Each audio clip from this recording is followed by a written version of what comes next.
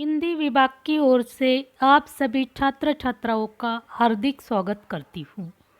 यहाँ पर आपके सामने तृतीय वर्ष साहित्य एमआईएल इसके अंतर्गत संपादन लेखन और साहित्य इस विषय की जानकारी प्रस्तुत करती हूँ। इसके अंतर्गत इकाई क्रमांक फर्स्ट में तीसरे भाग में संपादन कला के सामान्य सिद्धांत आपको अध्ययनार्थ रखे गए हैं। इसमें से प्रथम टॉपिक शीर्षकीकरण, दूसरा टॉपिक पृष्ठ विन्यास और आज आप पढ़ेंगे तीसरा टॉपिक आमुख। शीर्षक के उपरांत पाठकों का ध्यान सीधे आमुख पर पड़ता है। आमुख को उर्दू के पत्रकार मुखड़ा कहते हैं। आमुख को समाचार का प्रवेश द्वार भी कहा जाता है। आमुख की सफलता उसकी संक्षिप्तता पर निर्भर होती है। कम शब्दों में अधिक संदेश देना यह आमुख की विशेषता होती है। समाचार पत्र की पठनीयता प्रभावपूर्ण बनाने में आमुख की सहायता होती है।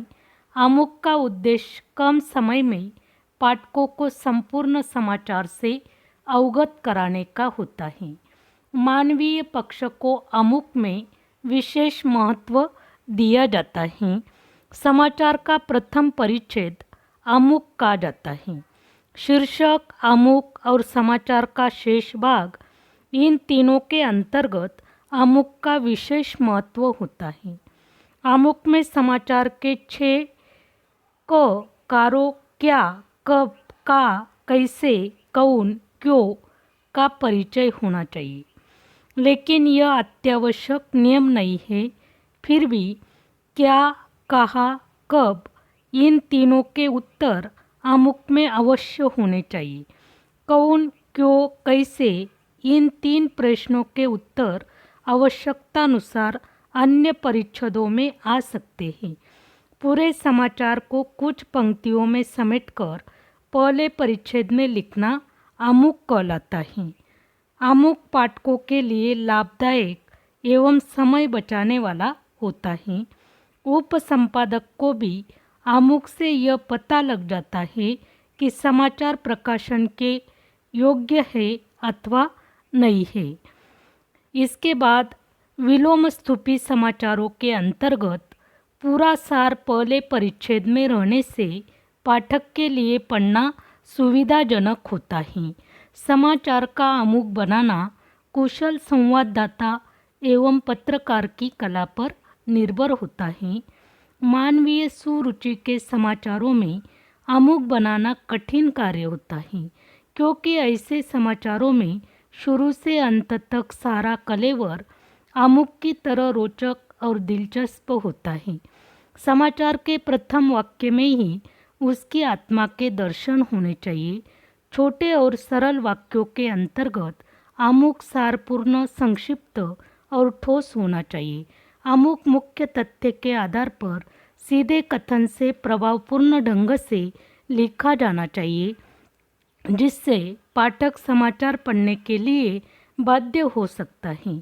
आमुख यथार्थपरक समाचार का पूर्वाभास देने वाला और समाचार की मूल चेतना को व्यक्त करने वाला होना चाहिए। इसके बाद आमुख के प्रकार, अनेक विद्वानों ने आमुख के अनेक प्रकारों का उल्लेख किया है। प्रवीण दीक्षित ने विशेषता और स्वरूप के आधार पर 21 भेद माने हैं। एम.बी. कायत ने आमुख के 9 प्रकारों को माना है। डॉक्टर प्रेमनाथ चतुर्वेदी ने आमुख के प्रमुख 2 प्रकार माने हैं। 1 भावात्मक आमुख, 2 तथ्यात्मक आमुख। भावात्मक आमुख, इसके अंतर्गत भावात्मक आमुख वह है जिसमें घटना चक्र और विचार प्रधान समाचारों का दोहन कर निष्कर्ष निकालने अथवा उसके लिए प्रेरणा देने की चेष्टा की जाती है। 2 तथ्यात्मक आमुख, तथ्यात्मक आमुख उसे कहा जाता है जिसमें घटना चक्र को बिना लाग लपेट के महत्व दिया जाता है। कभी कभी किसी तथ्यात्मक आमुख को भी भावना का पुट देकर अधिक रोचक और प्रभावशाली बनाया जाता है। अमुक के अन्य प्रकारों को इस तरह गिनाया जा सकता है: सारांश अमुक, विस्तृत अमुक, दुर्घटना अमुक, उद्धरण अमुक, सूक्ति अमुक, पंच अमुक, प्रश्नार्थक अमुक, उपाख्यान अमुक, अलंकारिक अमुक, कारतूस अमुक, आज अमुक, निलंबित अभिरुचि अमुक, अनुसंधान अमुक, व्याख्यात्मक अमुक, आप, मैं और हम अमुक, विस्मयकारी अमुक, तुलनात्मक अमुक, कल, आज और कल अमुक, रहस्य रोमांच अमुक, आश्रित वाक्यांश अमुक, बहुकालमी अमुक आदि। इस तरह आज आपने अमुक और अमुक के दो प्रकार इसका अध्ययन किया। अगले व्याख्यान में समाचार पत्र की व्यवस्था, इसके बारे में जानकारी पेश की जाएगी। धन्यवाद।